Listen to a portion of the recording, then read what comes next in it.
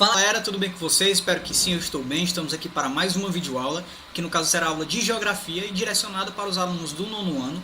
E vocês já sabem, assim como nas aulas anteriores, peguem um caderno, peguem um livro, porque nós vamos precisar. Então vamos lá começar a aula, mas antes disso, roda a vinheta. Anote o número. Então galera, de antemão, antes de começar propriamente o conteúdo, a gente precisa recapitular algumas coisas, né? A primeira coisa estamos iniciando mais um bimestre, né? Uma nova etapa aí na nossa caminhada acadêmica no ano de 2020, ou seja, estamos iniciando o capítulo, no caso o terceiro bimestre e portanto o módulo 3, tá? Ou seja, a gente está iniciando a partir de hoje na disciplina de Geografia o módulo 3, o módulo 3 agora será usado a partir de hoje, tá? O módulo 3, galera, ele começa a partir do capítulo 7, que fala aí sobre as dinâmicas populacionais na Europa. Então, o que é que a gente vai aprender no decorrer do estudo desse capítulo? A gente vai aprender, né, entender algumas perspectivas acerca da população europeia e as suas principais dinâmicas, claro. A gente vai estudar a diversidade étnica, cultural e religiosa que faz da Europa um continente heterogêneo, né? A gente vai entender também, a gente vai refletir sobre algumas características demográficas do continente, principalmente o envelhecimento populacional e também os movimentos migratórios, que, de certa forma, já foi um assunto que a gente veio discutindo nas outras aulas, no módulo anterior, certo? Porém, de forma mais aprofundada, nós vamos estudar essas coisas nesse nosso capítulo. Então, bora lá começar. A partir dos capítulos anteriores, uma das principais coisas que a gente já conseguiu assimilar sobre a Europa é o que, gente? É a diversidade que vai aparecer aí nas múltiplas perspectivas. Quando a gente fala em diversidade cultural, quando a gente fala na diversidade na perspectiva econômica, né, cultural, social de forma geral, tá? Na perspectiva da religião também. Então, a gente percebe que a Europa é um continente de forma geral bem diverso, bem complexo. Esse é um pensamento que a gente precisa ter, a gente precisa desmistificar que determinadas regiões do globo terrestre apresentam características particulares, porque são as características que estão sendo mais vistas, né? Um exemplo disso por exemplo, quando a gente fala, vamos citar um exemplo aqui da Ásia, quando a gente fala na Coreia do Sul, qual é a principal característica do Sul que aparece em relação à música? K-pop. Porém, só existe o K-pop no contexto do continente asiático, quando a gente fala da Coreia do Sul, só existe K-pop na Coreia do Sul? Não, galera, é o que está sendo mais visto, porém, não existe somente o K-pop como um gênero musical na Ásia. Então, no contexto da Europa, isso também acontece, certo? Não existem só países que são desenvolvidos, países aí que apresentam um grande desenvolvimento populacional, um índice de desenvolvimento humano, PIB, porém é o que mais aparece, mas não se restringe só a isso. Então a diversidade aí aparece de muitas formas e além disso vai se materializar inclusive na perspectiva étnica também, certo? Aí na tela de vocês já está aparecendo inclusive os grupos étnicos no contexto da Europa, certo? A partir das fronteiras aí, ó. O primeiro, a fronteira atlântica, área de cultura celta, inglesa, francesa, neerlandesa, escandinava, né? O segundo aí no Mediterrâneo, o ibérica, Mediterrâneo alpino, itálica, balcânica, ou seja, galera, a partir desse mapa aí, a gente consegue materializar, sem dúvida nenhuma, os grupos étnicos que estão presentes no contexto da Ásia, e isso vai demonstrar principalmente a característica de quê? De diversidade no contexto europeu, tá? Porém, a diversidade no contexto da Europa vai se materializar somente a partir dessa perspectiva étnica? Não, galera, a diversidade cultural e linguística é uma realidade, porém não se restringe só a isso. A religião também é bastante diversa no contexto da Europa. Qual é a principal religião? É o catolicismo, né? O protestantismo, o islamismo e o judaísmo. A maior parte da população de fato é católica, né? Que é composta por duas vertentes, no caso o catolicismo romano e o catolicismo ortodoxo, certo? Porém, no contexto da Europa de forma geral, existem outras religiões que vai materializar essa diversidade religiosa também no contexto da Europa. Isso a gente já conseguiu observar, né? Diversidade no contexto climático, relevo hídrico, diversidade no contexto cultural, religioso, econômico. Então, a gente já tem essa imagem bem ampla aí dessa diversidade existente na Europa, no continente europeu. Show? Agora é o momento em que a gente de fato vai começar a discutir as características da população da Europa, certo? Quando a gente falou ali da população da Europa no momento anterior, a gente percebeu que essa população estava concentrada principalmente, aproximadamente 75% da população europeia estava concentrada nas zonas urbanas, né? Ou seja, a gente percebe que há uma má distribuição da população no contexto do continente europeu, certo? Então, considerando que o continente ele já é bem pequeno, né? O segundo menor continente no contexto do mundo, e a distribuição da população é desigual no contexto do continente, é claro que isso vai acarretar aí algumas dinâmicas no contexto do continente europeu, certo? Quando a gente fala de população, quando a gente fala em demografia, né, quando a gente fala na geografia da população, a gente precisa relembrar aqui, vamos relembrar aqui de forma geral, tá, galera? Um resumão geral aqui dos indicadores populacionais que a gente estuda na demografia e que a gente estuda também em geografia da população. Quando a gente fala de taxa de natalidade, que é o número de nascimentos a cada 1.000 habitantes. Taxa de mortalidade é o quê? Número de mortes aí a cada 1.000 habitantes. Quando a gente fala de quê? De expectativa de vida, né? Que é o número médio de idade de indivíduos que nascem em um determinado ano. Crescimento vegetativo também. Quando a gente fala em taxa de fertilidade, que é o número de filhos por mulher aí, em um determinado período de tempo, né? Aproximadamente 1 ano. Então, são indicadores populacionais que de fato a gente vai precisar ter um entendimento um pouco mais lá na frente, quando a gente for analisar as características da população de fato, porém já é um assunto que a gente já estudou aí em outros momentos, em outras séries inclusive, né? Além disso, outros indicadores populacionais, outros indicadores demográficos e econômicos também vão aparecer a partir do momento em que a gente analisa o IDH e o PIB, tá? O IDH, galera, o que é? O Índice de Desenvolvimento Humano. O PIB, o que é? O Produto Interno Bruto. Quando a gente falou em PIB, a gente já viu que, de forma objetiva aqui, né, para a gente entender, é a renda bruta ali de um país no decorrer de um ano, né? São todos os bens ali que um país, que um estado, que uma região, que um município consegue obter em um determinado período de tempo. O IDH, o próprio nome já está sugerindo, né? Índice de Desenvolvimento Humano. É esse índice de desenvolvimento humano, inclusive, que vai nos mostrar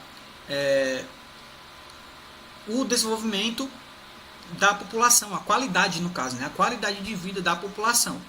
Quais são as informações que são usados para que o índice de desenvolvimento humano seja de fato caracterizado? A gente usa o dado, né, de longevidade, que no caso é o número, né, ali de expectativa de vida ao nascer de um determinado indivíduo, né, de determinadas pessoas ali inseridas dentro da população europeia, tá? Então vamos usar aí, no caso a longevidade, além disso a renda, né, no caso a renda per capita, o quanto um indivíduo ganha ali no contexto do país, certo? E o outro dado também é a educação, certo? O nível de escolaridade daqueles indivíduos ali, como o Estado, né, como o país ele disponibiliza recursos para a educação. Então, a partir disso, a gente forma aí a base para o IDH, o Índice de Desenvolvimento Humano, recapitulando que vai utilizar informações de longevidade, renda e educação. Galera, quando a gente fala em Índice de Desenvolvimento Humano no contexto da Europa, a gente tem algumas informações, aí, alguns dados que são gritantes. Tá? Quando a gente percebe, inclusive, a partir desse gráfico, desse mapa, né, que está aparecendo para vocês, a maioria dos países europeus apresenta IDH muito alto. Então, de acordo com o Programa das Nações Unidas, né, para o Desenvolvimento, que no caso é o PNUD, entre os 10 países com maior IDH do mundo em 2018, 7 eram da Europa. Para vocês terem noção aí do quão desenvolvido é o continente europeu, e isso vai evidenciar as características daquela região, né? Disponibilidade de recursos de saúde, disponibilidade à educação, ao trabalho, e vai evidenciar as características da sociedade de forma geral aí, em múltiplas perspectivas. Tá? Quando a gente percebe que se evidencia ainda mais as características, quando a gente percebe que de 10 países com IDH elevado no mundo, 7 são da Europa. Então a gente percebe que de fato o continente europeu, no contexto do mundo, ele é bem importante, né? Quando a gente fala de população na Europa, a gente não pode deixar de vincular a discussão sobre a transição demográfica. Transição demográfica foi um conteúdo que a gente já viu lá nos módulos anteriores. Vocês lembram? Em que a gente falou da primeira fase da transição, segunda, terceira, 4 fases. Ou seja, na transição demográfica a gente tem 4 fases. Vamos relembrar aqui, recapitular. Na primeira fase a gente tem o quê? Tanto a taxa de natalidade, né, que é o número de nascimentos ali, quanto a taxa de mortalidade é bem alta, certo? Ou seja, nasce muita gente, porém morre muita gente. Isso vai evidenciar principalmente as fragilidades do local, do continente ali, do país, da região, do município, certo? Porque a população ela não tem tanto acesso à informação, né? Por isso que nasce muita gente e, claro, a baixa qualidade de vida, expectativa de vida e o mau direcionamento dos recursos relacionados à saúde para a população faz com que a população morra. Então, nessa primeira fase, a gente tem o quê? Tanto a taxa de natalidade elevada quanto a taxa de mortalidade. Já na segunda fase, a partir da incorporação aí de medidas relacionadas à saúde, o melhoramento na qualidade de vida e o melhoramento de forma geral ali, da vida da população, a gente tem uma diminuição na taxa de mortalidade, certo? Então a gente percebe que tem menos pessoas morrendo, porém ainda tem muita gente nascendo ali na segunda fase, certo? Da transição. Já na terceira fase a gente percebe que começa a acontecer uma estabilização, nem morre tanta gente, nem nasce muita gente, certo? E isso vai ocasionar um problema que a gente vê na quarta fase, em que não está nascendo muita gente, portanto, a população jovem está se mantendo, né? E o que mais cresce é a população idosa, a população dos idosos, ou seja, na quarta fase é a fase que a gente tem um envelhecimento da população. Qual é a fase que está acontecendo no contexto atual lá na Europa, gente? É a quarta fase, certo? A gente percebe que é a terceira fase ali, que não está nascendo muita gente, que não está morrendo, e a quarta fase, envelhecimento da população, acontece no contexto da Europa. E a gente materializa isso a partir da pirâmide etária, certo? Que já está aparecendo aí na tabela de vocês, na tela de vocês. O que é que a gente percebe aí a partir das pirâmides etárias?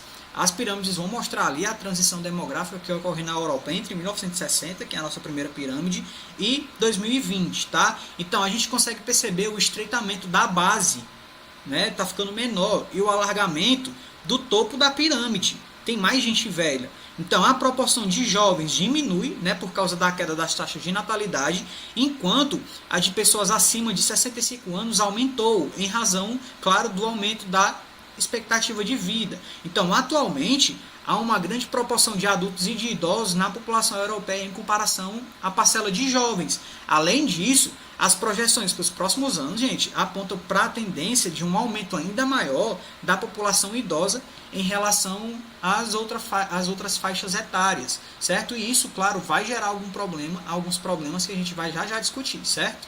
Os problemas são, sobretudo, provenientes são por causa principalmente do envelhecimento da população. Então, galera, a gente percebe que de fato existe uma população idosa, né, em maior quantidade no contexto dos países do continente europeu. E claro, essa população idosa, né, esse envelhecimento da população vai gerar algumas consequências. A gente já veio discutindo aí, naquele momento que a gente discutiu alguns indicadores populacionais nos módulos anteriores, a gente falou do PEA, né, a população economicamente ativa. Quando a gente fala em população economicamente ativa, o próprio nome já está sugerindo aí, é a população que está propícia ao trabalho, né? A população jovem, a população adulta ali, que tem condições de vender a sua mão de obra, né? A sua força de trabalho, para gerar de fato ali uma circulação de renda no contexto do país, né? Porque eles estão trabalhando, estão gerando renda, claro, para o Estado, pagando os impostos, enfim, certo? Vocês concordam comigo que quando um país ele tem o maior número de pessoas idosas, o país, pelo menos na teoria, né, nessa discussão demográfica aqui, ele vai disponibilizar mais recursos para essa população idosa a partir do quê? A partir da aposentadoria, certo? Então, quando o país ele tem mais pessoas idosas, ele vai disponibilizar mais dinheiro, vai disponibilizar mais aposentadoria do que receber dinheiro. Então, esse é o problema que está acontecendo ali, esse é o problema, entre aspas, né, que está acontecendo ali no contexto da Europa. Essa população que não está ativa, a população idosa, está, digamos assim, recebendo muito dinheiro por parte dos países, certo? Os países eles estão disponibilizando mais dinheiro do que fazendo o dinheiro circular ali por parte da população economicamente ativa. Eles estão gastando mais com aposentadoria do que recebendo. Então, esse é o pensamento dos países, claro, e a partir disso eles estão tentando aí mudar as políticas, né, de previdência social, as políticas de aposentadoria no contexto da Europa, porque eles estão percebendo, estão tendo problema com isso e está impactando diretamente a economia. A partir do momento em que tem menos gente trabalhando e tem mais gente recebendo dinheiro da aposentadoria, certo? Então é claro que a economia ela vai ser afetada de algumas formas. Então a França foi um dos países que tentou mudar aí esse contexto e sofreu por parte aí das manifestações sociais que tentou reverter essa situação aí, certo? Então, esse é um dos problemas que o envelhecimento da população causa, certo? Então, a gente percebeu que a partir do envelhecimento da população, existe menos pessoas trabalhando, né? Ou seja, no contexto da Europa, o que é que está acontecendo? A menor diminuição está acontecendo, a diminuição, no caso, da mão de obra, né, para o trabalho. No contexto atual, o que é que está acontecendo ali? O que é que está servindo como captação de mão de obra, gente?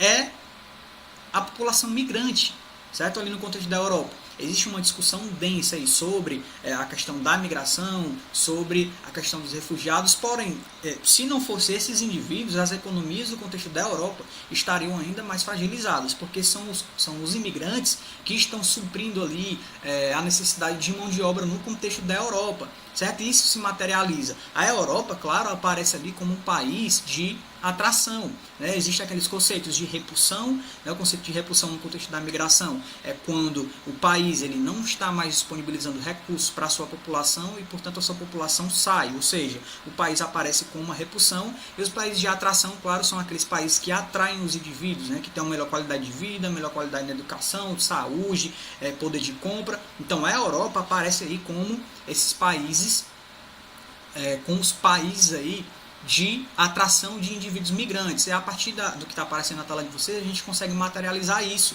né? Segundo a ONU, aí, aproximadamente 272 milhões de pessoas deixaram seus países de origem em 2019, né? Principalmente a Ásia e a Europa são os continentes que mais atraíram imigrantes. Então, cada continente recebeu, respectivamente, aí, 31%, né? No caso, a Ásia recebeu 31% e a Europa 30% do contingente mundial de imigrantes. Tá? Então são esses imigrantes aí, no contexto da Europa, que vão estar suprindo a necessidade de mão de obra aí para gerar renda e para fazer com que o capital de fato circule no contexto europeu, certo? Por hoje é isso, galera. A gente encerra nossa aula por aqui para não ficar tão extensa. Eu espero que vocês tenham entendido. Vocês já sabem, né? Caso não tenham entendido, entrem em contato comigo pelas redes sociais, falem comigo no Google Meet. E é isso. Até a próxima aula. Continue estudando. Forte abraço e valeu!